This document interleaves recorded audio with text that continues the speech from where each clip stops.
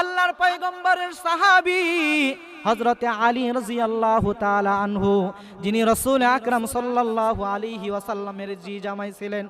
হযরতে আলী রাদিয়াল্লাহু তাআলা আনহুর বিবি আমরা সবাই জানি, হযরতে ফাতিমা রাদিয়াল্লাহু তাআলা আনহা। আল্লাহর পয়গম্বরের মেয়ে হযরতে ফাতিমা রাদিয়াল্লাহু তাআলা আনহা যখন অসুস্থ হয়ে গেলেন, একদিন হযরতে আলী রাদিয়াল্লাহু তাআলা আনহুকে বলতেছেন, ও গো স্বামী, আমার মনে বড় ইচ্ছা, যদি ডালিম ফল খাইতে পারতাম তাহলে মনে হয় আমি তাড়াতাড়ি সুস্থ হয়ে যাইতাম। এবার আলী রাদিয়াল্লাহু তাআলা আনহু কি করবেন? কোনো কাজও নাই, হাতে কোনো টাকা পয়সাও নাই। এবার হযরতে আলী রাদিয়াল্লাহু তাআলা আনহু কাজের তালাশে বের হয়ে গেলেন।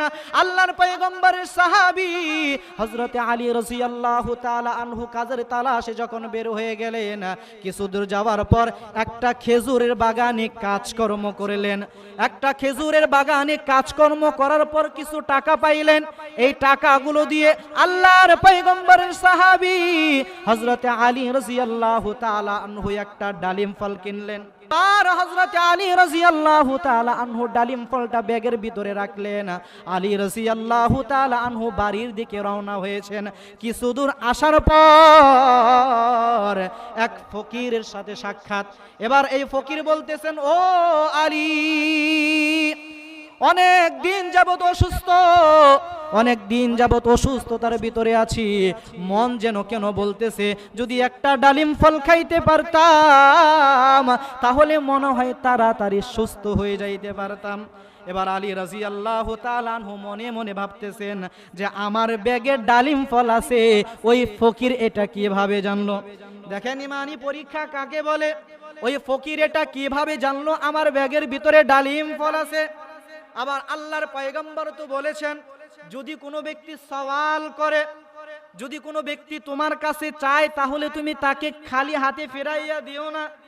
এবার আল্লাহর পয়গম্বরের সাহাবী হযরতে আলী রাদিয়াল্লাহু তাআলা আনহুর কাছে যখন আবদার জানাইলো যে মনে বড় ইচ্ছা, যদি একটা ডালিম ফল খাইতে পারতাম মনে হয় তাড়াতাড়ি আমি সুস্থ হয়ে যাইতে পারতাম। এবার হযরতে আলী রাদিয়াল্লাহু তাআলা আনহু মনে মনে ভাবতেছেন, এই দিক দিয়ে আমার বিবিও অসুস্থ, আমার বিবিও ডালিম ফল খাইতে চেয়েছে, আর এই দিক দিয়ে ফকিরও আমার কাছে সওয়াল করেছে। অতএব কি করা যায়? ডালিম ফল যেহেতু একটা, ওই একটা ডালিম ফলকে দুইটা ভাগ করেছেন। কয়টা ভাগ? দুইটা ভাগ করেছেন। দুইটা ভাগ করার পর একটা ভাগ ওনার বিবির জন্য রেখে দিয়েছেন, আর একটা ভাগ ওই ফকিরকে দিয়ে দিয়েছেন। এবার ওই ফকিরটা এক ভাগ খাওয়ার পর আলী রাদিয়াল্লাহু তাআলা আনহুকে বলতেছেন, ও আলী, মনে বড় ইচ্ছা, যদি ওই ডালিম ফল তোমার কাছে যেইটুকু আছে ওইটুকু যদি আমি খাইতে পারতাম, মন বলতেছে আমি তাড়াতাড়ি সুস্থ হয়ে যাইতে পারতাম। রব্বুল আলামিন বলেন যে প্রত্যেকটা মানুষ, প্রত্যেকটা নফস তার কৃতকর্মের জন্য দায়বদ্ধ। অর্থাৎ আপনি যদি কোনো বদ আমল করে থাকেন এর জন্য আপনাকেই জবাবদিহি করতে হবে, বা আমি যদি কোনো বদ আমল করে থাকি তাহলে এর দায়বদ্ধ কিন্তু আমি।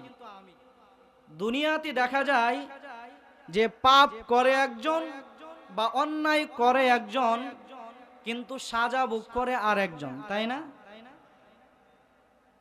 এমনকি এমনে দেখা যায় যে টানা 17 বছর জেলে থাকার পরে যখন সে বাহিরে আসছে, তখন বাহিরে আসার পর উনি শুনতে পারেন যে আমি যে এতদিন কারাগারে ছিলাম কোনো অপরাধ নাই, নিরপরাধে, অর্থাৎ আমি কোনো অপরাধী করি নাই, কিন্তু অপরাধ না করার কারণেও আমাকে ওই জেলে অনেক দিন কাটানো হয়েছে। শুধু তাই না, 17 বছর পর্যন্ত। তাহলে দুনিয়ার সিস্টেম এটা। কিন্তু কাল কিয়ামতের ময়দানে যখন আল্লাহ রাব্বুল আলামিনের সামনে দাঁড়াবো, আমি যদি কোনো বদ আমল করে থাকি তাহলে এর জন্য আমাকেই জবাবদিহি করতে হবে।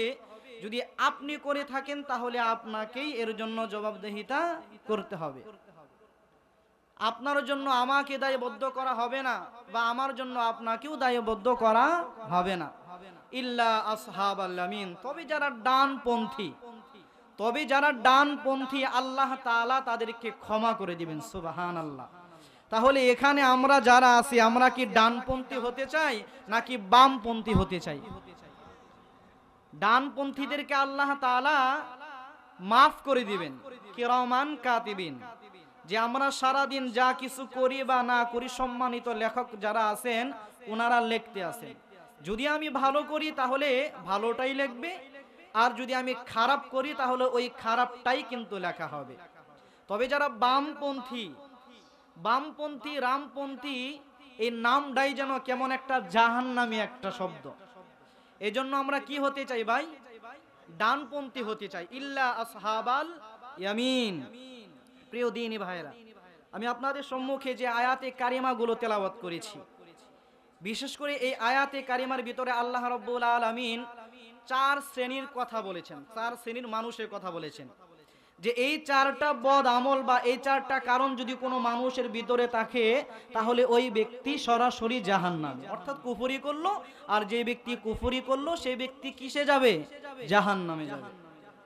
জান্নাতি মানুষগুলো যখন জান্নাতি হয়ে যাবে, জাহান্নামী মানুষগুলো যখন জাহান্নামী হয়ে যাবে, তখন জান্নাতি মানুষেরা একজন আরেকজনের সাথে বলা বলি করতে থাকবে, ফি জান্নাতিন ইয়াতাসাআলুনা আনিল মুজরিমিন। জান্নাতি মানুষগুলো যখন জান্নাতি হয়ে যাবে, জাহান্নামী মানুষগুলো যখন জাহান্নামী হয়ে যাবে, আল্লাহ রাব্বুল আলামিন কুরআনে কারীমের ভিতরে জানাইয়া দেন, ফি জান্নাতিন ইয়াতাসাআলুন আনিল মুজরিমিন মা সালাকাকুম ফি সাকার। জান্নাতি মানুষগুলো যখন জান্নাতি হয়ে যাবে আর জাহান্নামী মানুষগুলো যখন জাহান্নামী হয়ে যাবে, ওই জান্নাতি মানুষগুলো একজন আরেকজনের সাথে কথা বলতে থাকবে, একজন আরেকজনের সাথে বলা বলি করতে থাকবে, ফি জান্নাতিন ইয়াতাসাআলুনা আনিল মুজরিমিন। ওই পাপীদের সম্বন্ধে তারা জানতে চাইবে, মা সালাকাকুম ফি সাকার। যারা দুনিয়াতে হায়াতের জিন্দেগিতে বদ আমলের ভিতরে ছিল, যারা নামাজ পড়ে নাই, তাদেরকে আল্লাহ রাব্বুল আলামিন সাকার নামক জাহান্নামে দিবে। যখন জান্নাতি মানুষগুলো ওই পাপীদের সম্বন্ধে জানতে চাইবে, আল্লাহ রাব্বুল আলামিন ওই জান্নাতি মানুষদেরকে জানাবেন যে তুমি যাদেরকে খুঁজতেছো তারা তো জান্নাতে নাই, বরং তারা তো জাহান্নামী। এবার ওই জান্নাতি মানুষগুলো আল্লাহ রাব্বুল আলামিনের কাছে আবদার করবে, আল্লাহ আমরা ওই জাহান্নামীদের সাথে একটু কথা বলতে চাই। ওই ব্যক্তিটা আব্দুর রহমান নামে যেই ব্যক্তিটা ছিল, সে তো আমার সাথে উঠা বসা করত, সে তো আমার সাথে চলাফেরা করত, সে তো আমার সাথে খেলাধুলা করত, কিন্তু ও আল্লাহ আজকে আমি জান্নাতি হয়ে গেলাম, কিন্তু আমার বন্ধু আব্দুর রহমান সে কেন জাহান্নামী হইল? ও দয়ার মালিক আল্লাহ, আমি ওই বান্দার কাছে জানতে চাই। এক পর্যায়ে আল্লাহ রাব্বুল আলামিন জান্নাতি এবং জাহান্নামীদের ভিতরে একটা কথা বলার জন্য সুযোগ করে দিবেন। জান্নাতি মানুষেরা যখন জাহান্নামীদের কাছে জানতে চাইবে, ও জাহান্নামীরা তোমরা বলো বলো কেন জাহান্নামী আসলা? তখন ওই জাহান্নামীরা বলতে থাকবে, ক্বালু লাম নাকু মিনাল মুসাল্লিন। শুধু তাই নয়, তারা এক এক 4টা কারণের কথা বলবে। ওই জাহান্নামী ব্যক্তিরা বলবে, ক্বালু লাম নাকু মিনাল মুসাল্লিন ওয়া লাম নাকু নুতঈমুল মিসকিন ওয়া কুন্না নাখুদু মাআল খাইদিন ওয়া কুন্না নুকাযযিবু বিয়াউমিদ্দিন।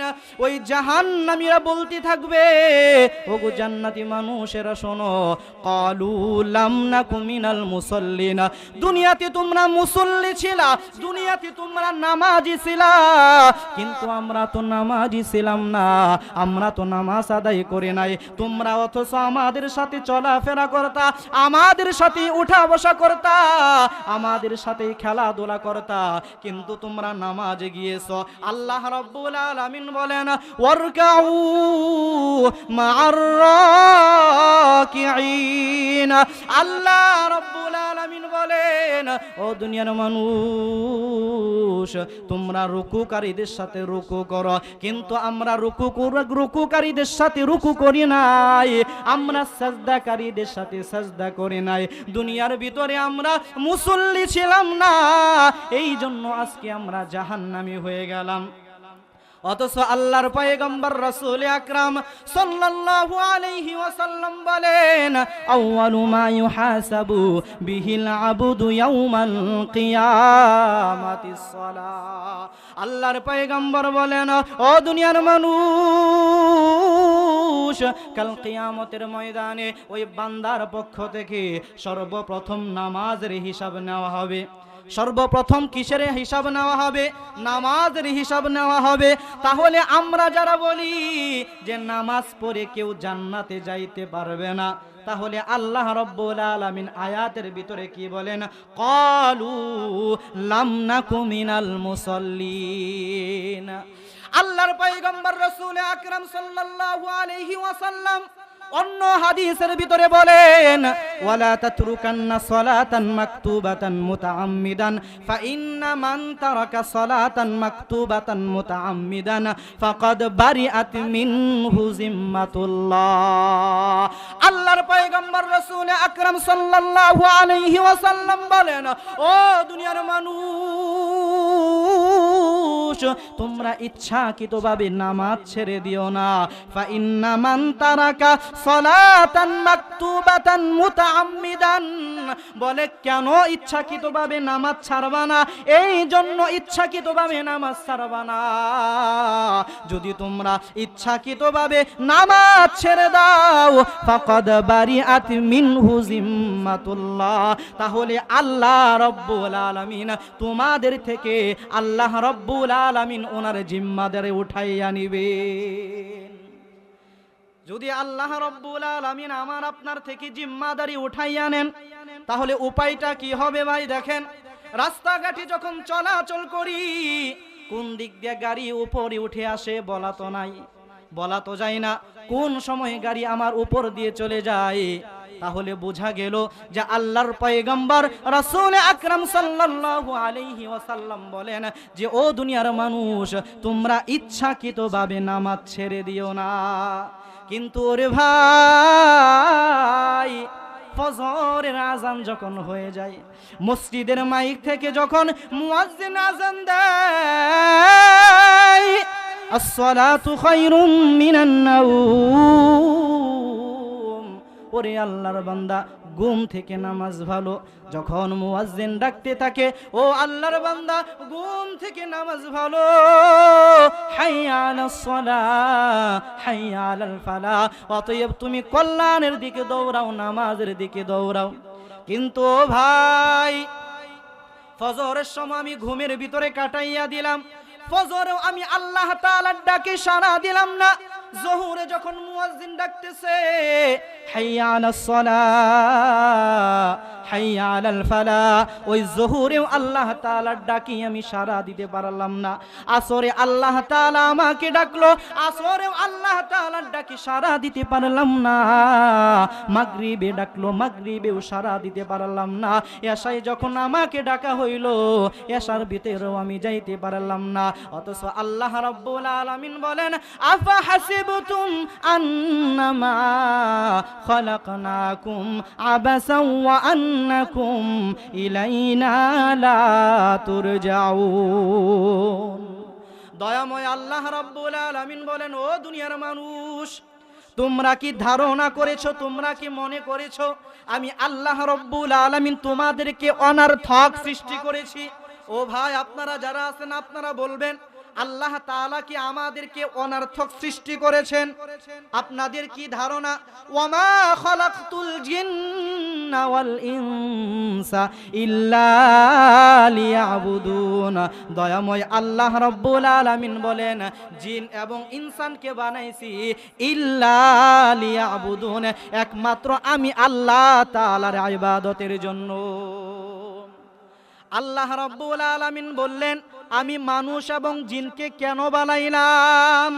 ইল্লা লিয়াবুদুন, একমাত্র আমি আল্লাহ তাআলার ইবাদতের জন্য বানাইলাম। তাহলে আমরা যারা মনে করতেছি আল্লাহ রাব্বুল আলামিন আমাদেরকে অনার্থক সৃষ্টি করেছেন, ও ভাই না না, আল্লাহ তাআলা অন্য আয়াতের ভিতরে বলেন, ইয়া আইয়ুহান নাসু উবুদু রাব্বাকুমুল্লাযী খালাকাকুম ওয়াল্লাযীনা মিন ক্বাবলিকুম লাআল্লাকুম তাত্তাকুন। দয়াময় আল্লাহ রাব্বুল আলামিন বলেন, ও দুনিয়ার মানুষ, ও মানব জাতি, তোমরা তোমাদের রবের ইবাদত করো। বলে, কোন রবের ইবাদত করবা? যে রব তোমাদেরকে সৃষ্টি করলো। শুধু তাই নয়, তোমাদের বাপ দাদা যারা ছিল তাদেরকেও যিনি সৃষ্টি করেছেন, ওই রবের ইবাদত করো। তাহলে কার ইবাদত চলবে ভাই? নামাজ কার ইবাদত? আল্লাহ তাআলা আমাদের উপর কয় ওয়াক্ত নামাজ ফরজ করেছেন? 5 ওয়াক্ত নামাজ আল্লাহ তাআলা আমাদের উপর ফরজ করেছেন। এখন যদি আমি 5 ওয়াক্ত নামাজ আদায় না করি, এই বদগুণ যদি আমার ভিতরে থাকে, তাহলে ওই যে যেদিন আমাদেরকে প্রশ্ন করা হবে, যেদিন আমাদেরকে প্রশ্ন করা হবে, আউয়ালু মা ইউহাসাবু বিহিল আবদু ইয়াউমাল কিয়ামাতিস সালাহ, কিয়ামতের দিন সর্বপ্রথম যখন নামাজের হিসাব নেওয়া হবে, তখন আমি আপনি তার উত্তরটা কি দিব ভাই? উত্তর দিতে পারবো? ওই যে জাহান্নামী মানুষরা কি বলতেছে, ক্বালু লাম নাকু মিনাল মুসাল্লিন, যে তোমরা নামাজ আদায় করতা, তোমরা দুনিয়াতে মুসল্লি ছিলা, কিন্তু আমরা তো দুনিয়াতে মুসল্লি ছিলাম না, আমরা তো দুনিয়াতে নামাজি ছিলাম না, এই জন্য আজকে আমরা ওই জাহান্নামী হয়ে গেলাম। 2 নাম্বার, আল্লাহ রাব্বুল আলামিন বলেন, ওয়ালাম নাকু নুতঈমুল মিসকিন। ওই জাহান্নামীরা বলবে, ওই জাহান্নামীরা বলবে, ও জান্নাতি মানুষেরা শোনো শোনো, 2 নম্বর কারণ জাহান্নামী আসার 2 নম্বর কারণ হইল ওয়ালাম নাকু নুতঈমুল মিসকিন, আমরা মিসকিনদেরকে খাওয়াইতাম না, মিসকিনদেরকে সাহায্য করতাম না, মিসকিনদের সাথে উঠা বসা করতাম না, যারা অসহায় ছিল তাদের সাথে চলাফেরা করতাম না। কি বলবে?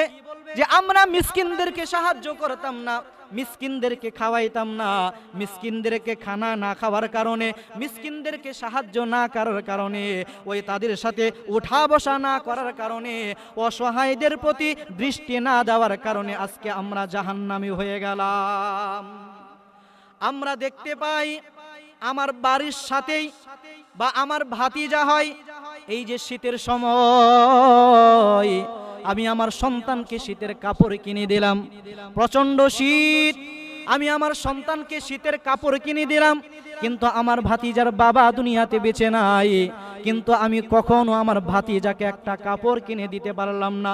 অথচ আল্লাহ রাব্বুল আলামিন আমাকে এত কিছু দান করেছেন ভাই, আমার কোনো কিছুর অভাব নাই, কিন্তু আমি আমার ওই ভাতিজার প্রতি দৃষ্টি দেই না, তাকে আমি একটু সাহায্য করি না।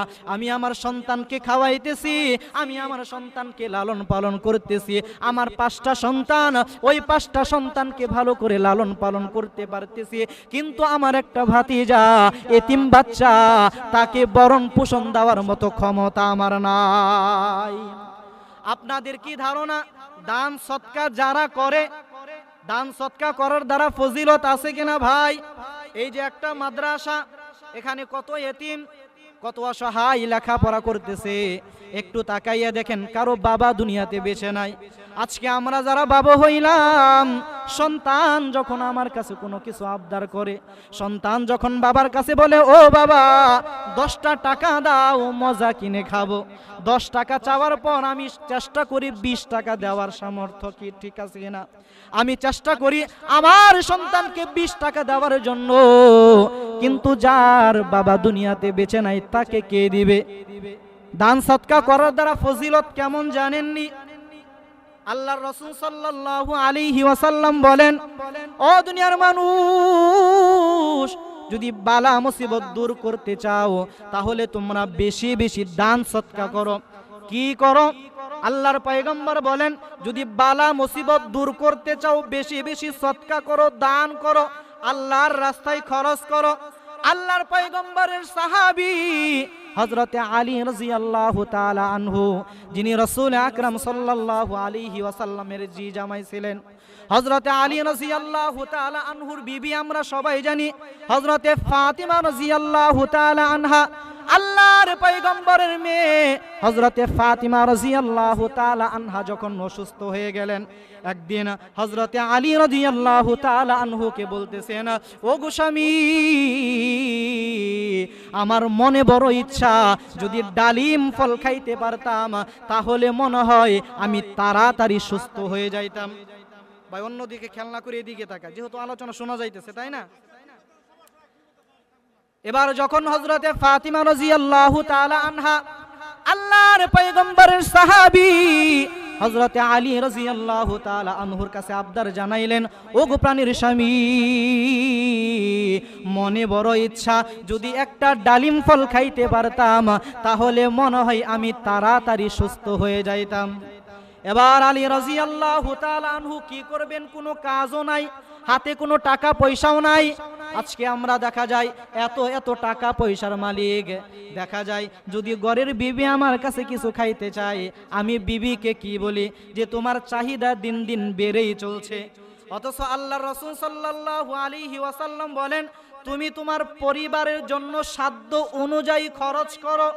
তুমি 10 টাকা কামাই করেছো, 10 টাকা তুমি কামাই করেছো, চেষ্টা করো 5 টাকা তাদের পিছনে খরচ করার। বলতেছিলাম আল্লাহর পয়গম্বরের সাহাবী হযরতে আলী রাদিয়াল্লাহু তাআলা আনহুর কাছে যখন ওনার বিবি আবদার জানাইলো, ওগো প্রাণীর স্বামী, যদি একটা ডালিম ফল খাইতে পারতাম মনে হয় আমি তাড়াতাড়ি সুস্থ হয়ে যাইতে পারতাম। এবার হযরতে আলী রাদিয়াল্লাহু তাআলা আনহু কাজের তালাশে বের হয়ে গেলেন। আল্লাহর পয়গম্বরের সাহাবী হযরতে আলী রাদিয়াল্লাহু তাআলা আনহু কাজের তালাশে যখন বের হয়ে গেলেন, কিছু দূর যাওয়ার পর একটা খেজুরের বাগানে কাজকর্ম করলেন। একটা খেজুরের বাগানে কাজকর্ম করার পর কিছু টাকা পাইলেন। এই টাকাগুলো দিয়ে আল্লাহর পয়গম্বরের সাহাবী হযরতে আলী রাদিয়াল্লাহু তাআলা আনহু একটা ডালিম ফল কিনলেন। কয়টা ডালিম ফল? একটা ডালিম ফল কিনেছে। এবার হযরতে আলী রাদিয়াল্লাহু তাআলা আনহু ডালিম ফলটা ব্যাগের ভিতরে রাখলেন। আলী রাদিয়াল্লাহু তাআলা আনহু বাড়ির দিকে রওনা হয়েছেন। কিছু দূর আসার পর এক ফকিরের সাথে সাক্ষাৎ। এবার এই ফকির বলতেছেন, ও আলী, অনেক দিন যাবত অসুস্থ, অনেক দিন যাবত অসুস্থতার ভিতরে আছি, মন যেন কেন বলতেছে যদি একটা ডালিম ফল খাইতে পারতাম তাহলে মনে হয় তাড়াতাড়ি সুস্থ হয়ে যাইতে পারতাম।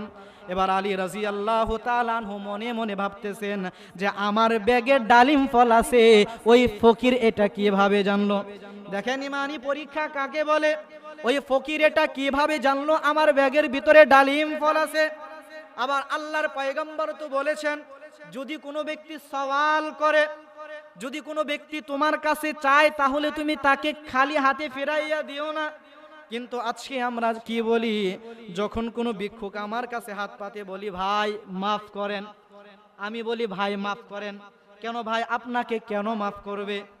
কিন্তু রাসূলের সাহাবী হযরতে আলী রাদিয়াল্লাহু তাআলা আনহু দেখেন কি বলেন। এবার আল্লাহর পয়গম্বরের সাহাবী হযরতে আলী রাদিয়াল্লাহু তাআলা আনহুর কাছে যখন আবদার জানাইলো যে মনে বড় ইচ্ছা, যদি একটা ডালিম ফল খাইতে পারতাম মনে হয় তাড়াতাড়ি আমি সুস্থ হয়ে যাইতে পারতাম। এবার হযরতে আলী রাদিয়াল্লাহু তাআলা আনহু মনে মনে ভাবতেছেন, এই দিক দিয়ে আমার বিবিও অসুস্থ, আমার বিবিও ডালিম ফল খাইতে চেয়েছে, আর এই দিক দিয়ে ফকিরও আমার কাছে সওয়াল করেছে। অতএব কি করা যায়? ডালিম ফল যেহেতু একটা, ওই একটা ডালিম ফলকে দুইটা ভাগ করেছেন। কয়টা ভাগ? দুইটা ভাগ করেছেন। দুইটা ভাগ করার পর একটা ভাগ ওনার বিবির জন্য রেখে দিয়েছেন, আর একটা ভাগ ওই ফকিরকে দিয়ে দিয়েছেন। এবার ওই ফকিরটা এক ভাগ খাওয়ার পর আলী রাদিয়াল্লাহু তাআলা আনহুকে বলতেছেন, ও আলী, মনে বড় ইচ্ছা, যদি ওই ডালিম ফল তোমার কাছে যেইটুকু আছে ওইটুকু যদি আমি খাইতে পারতাম মন বলতেছে আমি তাড়াতাড়ি সুস্থ হয়ে যাইতে পারতাম। আলী রাদিয়াল্লাহু তাআলা আনহু মনে মনে ভাবতেছেন কি করব, রাসূলের কথা স্মরণ হয়ে গিয়েছে। আল্লাহর পয়গম্বর তো বলেছেন যদি কোনো ব্যক্তি তোমার কাছে সওয়াল করে, ও সাহাবায়ে কেরাম শোনো, যদি কোনো ভিক্ষুক তোমার কাছে চায় তাহলে তুমি তাকে খালি হাতে ফেরাইয়া দিও না, তোমার সাধ্য অনুযায়ী যতটুকু আছে দেওয়ার চেষ্টা করবা। কারণ মানজা আবিল হাসানাতি ফালাহু আশরু আমসালিহা, যদি কোনো ব্যক্তি আল্লাহর রাস্তায় একটা নেকি করে বা যদি কোনো ব্যক্তি একটা আমল করে, ওই একটা আমলকে বাড়াইয়া 10 গুণের সওয়াব আল্লাহ তাআলা দান করেন। এবার হযরত আলী রাদিয়াল্লাহু তাআলা আনহু পুরাটুকু ডালিম ফল দিয়েই দিলেন। আলী রাদিয়াল্লাহু তাআলা আনহু ডালিম ফলটা দিয়েই দিলেন। এবার হযরতে আলী রাদিয়াল্লাহু তাআলা আনহু বাড়ির দিকে চলে গেলেন। বাড়িতে যাওয়ার পর যখন ঘরের ভিতরে ঢুকলেন, হযরতে ফাতিমা রাদিয়াল্লাহু তাআলা আনহা ওনার স্বামীকে দেখে একটা মুস্কি হাসি দিলেন আর বলতেছেন, ওগো প্রাণের স্বামী, আপনার চিন্তার কোনো কারণ নাই, টেনশন করার কোনো কারণ নাই। আমি বুঝতে পেরেছি আপনি হয়তো কাজ পার নাই, এই জন্য আপনি আমার জন্য ডালিম ফল নিয়ে আসতে পারেন নাই। ওগো প্রাণের স্বামী, আপনার চিন্তার কোনো কারণ নাই। আল্লাহ রাব্বুল আলামিন আমাকে পরিপূর্ণ সুস্থতা দান করেছে। হযরতে আলী রাদিয়াল্লাহু তাআলা আনহু বলেন, ওগো প্রাণীর বিবি, তুমি যা ভাবতেছো বিষয়টা তো তা না। আমি তোমার জন্য ডালিম ফল নিয়ে আসছিলাম, কিন্তু রাস্তায় এক ভিক্ষুকের সাথে যখন সাক্ষাৎ হয়ে গেল, যখন আমার কাছে চাইলো, এক পর্যায়ে পুরোটা ডালিম ফল আমি তাকেই দিয়ে দিলাম। এবার হযরতে ফাতিমা রাদিয়াল্লাহু তাআলা আনহা বলেন, ওগো প্রাণীর স্বামী, আমার আর বুঝার বাকি নাই আল্লাহ রাব্বুল আলামিন আমাকে কেন এত তাড়াতাড়ি সুস্থতা দান করেছে। আল্লাহর রাস্তায় যেহেতু আপনি দিয়েছেন, ওই দান করার কারণে আল্লাহ রাব্বুল আলামিন আমাকে তাড়াতাড়ি সুস্থতা দান করেছেন। আর আমাদের এই যুগের মা বোনরা হলে কি বলতো, যে তোমার কাছে একটা ডালিম ফল খাইতে চাইছি, আমি এতটাই অসুস্থ, সামান্য একটা আনারস খাইতে চাইছি, তুমি আমাকে দিতে পারলা না। তোমার কাছে 24 বছর ধরে তোমার ঘর করতেছি, এই 24 বছরেও আমি তোমার কাছে কিছুই পাই নাই। সব মা বোনরা কিন্তু এমন না, কিছু মা বোন আছে আলহামদুলিল্লাহ খুব ভালো, কিন্তু আবার কিছু মা বোন আছে যাদের না শুকরিয়া আছে কিনা ভাই? আপনি সারাটা জীবন দিয়ে দেবেন, যেমন ধরেন 14টা বছর আপনি জীবিত ছিলেন, এই 14টা বছর আপনি তার পিছনে আপনাকে যা লাগে, যখন যা চেয়েছে তাই আপনি দিয়েছেন, কিন্তু 14 বছরের ভিতরে একদিন আপনি দিতে পারেন নাই। তখন ওই মহিলা কি বলে, যে তোমার কাছে আমি কিছুই পাইলাম না। আছে কিনা ভাই? আপনাদের এলাকায় নাই, এই জন্য আপনারা আলাপ করতেছেন না, তাই না? কিন্তু দেখেন হযরতে ফাতিমা রাদিয়াল্লাহু তাআলা আনহা কিভাবে সান্ত্বনা দিলেন। ও ভাই, হযরতে আলী রাদিয়াল্লাহু তাআলা আনহু এবং তার বিবি হযরতে ফাতিমা রাদিয়াল্লাহু তাআলা আনহা এই দিক দিয়ে আলোচনা করতেছেন। বাহির থেকে কে যেন খটখট আওয়াজ করতেছে।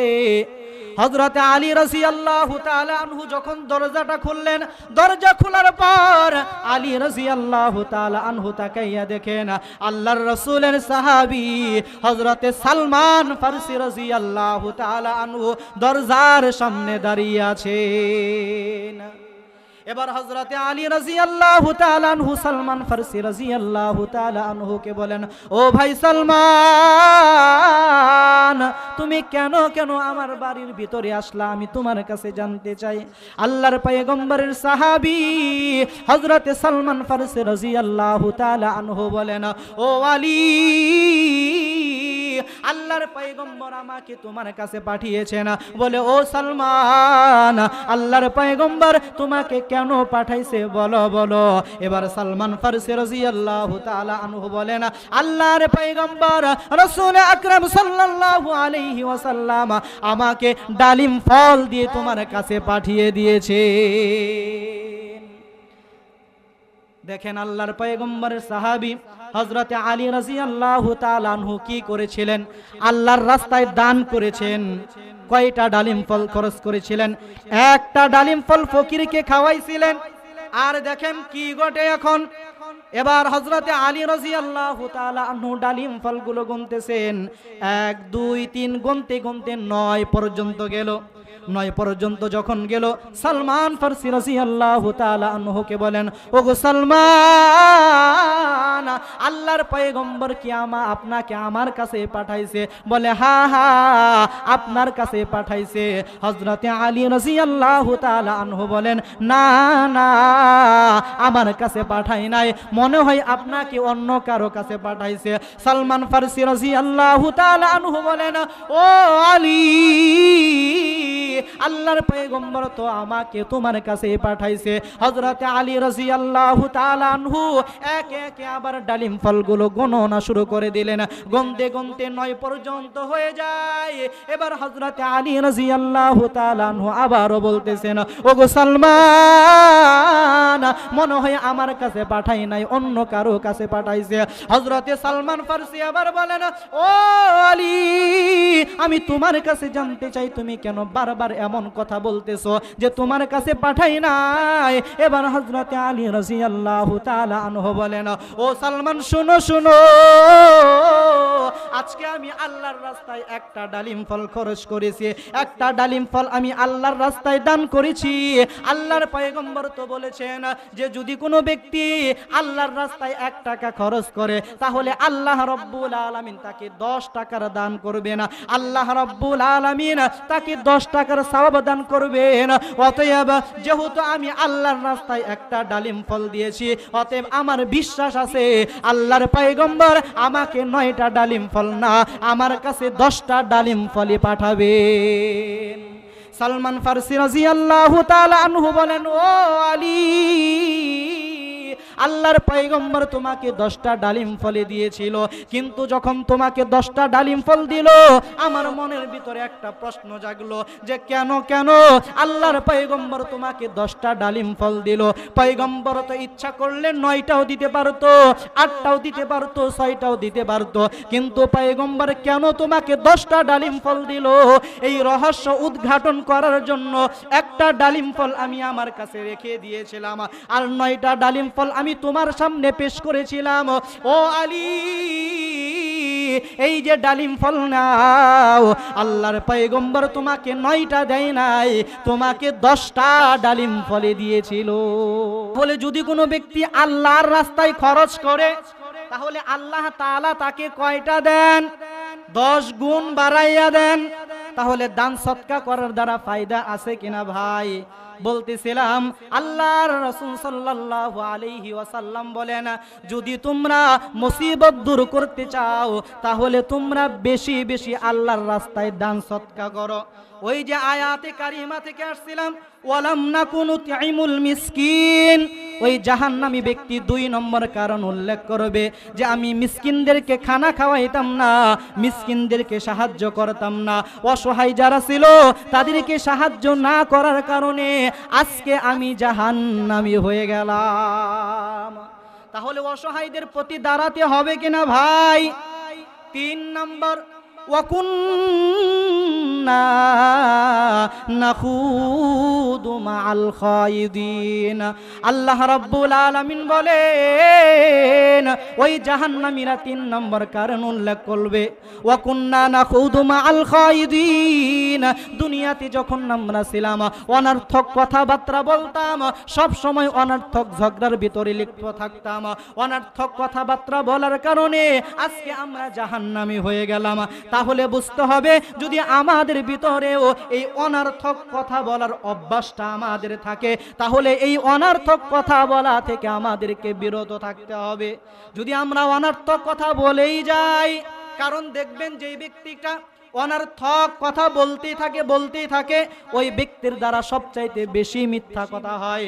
অথচ আল্লাহর রাসূল সাল্লাল্লাহু আলাইহি ওয়াসাল্লাম বলেন, তোমরা মিথ্যা কথা বলা থেকে বিরত থাকো, মিথ্যা কথা বলা থেকে বিরত থাকো, সদা সর্বদাই সত্য কথা বলো। আর যে ব্যক্তি সদা সর্বদাই সত্য কথা বলবে, আল্লাহ রাব্বুল আলামিন তাকে কবরের ভিতরে কোনো প্রশ্ন করা হবে না, আল্লাহ রাব্বুল আলামিন তাকে ক্ষমা করে দিবেন। তাহলে অনর্থক কথাবার্তা বলা থেকে বিরত থাকতে হবে। 4 নম্বর কারণ বলবে, ওয়াকুন্না নুকাযযিবু বিয়াউমিদ্দিন। ওই জাহান্নামীরা বলবে, ও জান্নাতি মানুষেরা শোনো, আমরা কিয়ামতকে বিশ্বাস করতাম না, কিয়ামতকে বিশ্বাস না করার কারণে আজকে আমরা জাহান্নামী হয়ে গেলাম, কিয়ামতকে বিশ্বাস না করার কারণে আজকে আমরা জাহান্নামী হয়ে গেলাম। তাহলে বলতেছিলাম, যদি 4টা বদগুণ যদি কারো ভিতরে থাকে, তাহলে ওই ব্যক্তি কোথায় যাবে? জাহান্নামে যাবে। 1 নম্বর জাহান্নামীরা বলবে, ক্বালু লাম নাকু মিনাল মুসাল্লিন। দুনিয়াতে আমি মুসল্লি ছিলাম না, নামাজি ছিলাম না, এই নামাজি না থাকার, নামাজি না হওয়ার কারণে আজকে আমি জাহান্নামী হইলাম। 2 নম্বর কারণ বলবে, ওয়ালাম নাকু নুতঈমুল মিসকিন। আমি মিসকিনদেরকে খাওয়াইতাম না, অসহায়দেরকে খাওয়াইতাম না, অসহায়দের প্রতি আমি দাঁড়াইতাম না, তাদের প্রতি দৃষ্টি দিতাম না, এই জন্য আজকে আমি জাহান্নামী হয়ে গেলাম। 3 নম্বর কারণ বলবে, ওয়াকুন্না নাখুদু মাআল খায়িদিন।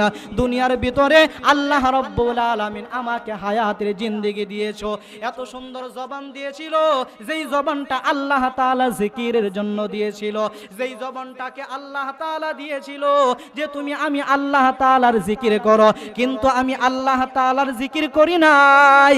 এই মুখ দিয়ে কখনো আমি কোরআন পড়ে নাই, এই জবান দিয়ে কখনো ওই রব্বুল আলামিনের জিকির করি নাই। সব সময় অনর্থক কথাবার্তা বলতাম, শুধু ঝগড়া ফাসাদে লিপ্ত হইতাম, অনর্থক গালিগালাজ করতাম। ওই অনর্থক গালিগালাজ করার কারণে, অনর্থক কথাবার্তা বলার কারণে আজকে আমি জাহান্নামী হয়ে গেলাম। শুধু তাই নয়, ওই জাহান্নামী ব্যক্তি 4 নম্বর কারণ বলবে, ওয়াকুন্না নুকাযযিবু বিয়াউমিদ্দিন। যে কিয়ামতকে বিশ্বাস না করার কারণে আজকে আমি জাহান্নামী হয়ে গেলাম। তাহলে এই 4টা বদগুণ যদি আমার আপনার ভিতরে থাকে, এখান থেকে বের হয়ে আসতে হবে না ভাই? 1 নম্বর কারণ যেটা, যে নামাজ না পড়া। আমাদের ভিতরে এমন মানুষ আছে না, যে এখানে আমরা যত মানুষ আসছি আলহামদুলিল্লাহ, আজকে বৃষ্টির দিন, এখন তো বৃষ্টি নাই, তারপরেও এত এত মানুষ। কিন্তু ভাই, আপনি আপনার মনকে প্রশ্ন করেন তো, বা আপনি আপনার বিবেককে প্রশ্ন করেন, যে এশারের নামাজটা কিন্তু আমার উপর ফরজ ছিল, আমি কি এশারের নামাজটা পড়েছি? বা ফজর আমার উপর ফরজ ছিল, ফজরের নামাজটা আমি পড়েছি? এই জন্য ভাই, বিগত দিনগুলো যা হয়েছে, আজকের এই মাহফিল থেকে আমি আল্লাহ তাআলার কাছে তওবা করব, যে আল্লাহ আর কখনো নামাজ ছাড়বো না। পারবো তো ইনশাআল্লাহ? কে কে পারবেন? 2টা হাত আল্লাহ তাআলার কাছে দেখান ভাই, নিয়ত করেন ভাই, পারবেন তো ইনশাআল্লাহ? দোয়া করি আল্লাহ রাব্বুল আলামিন সবাইকে কবুল করুন।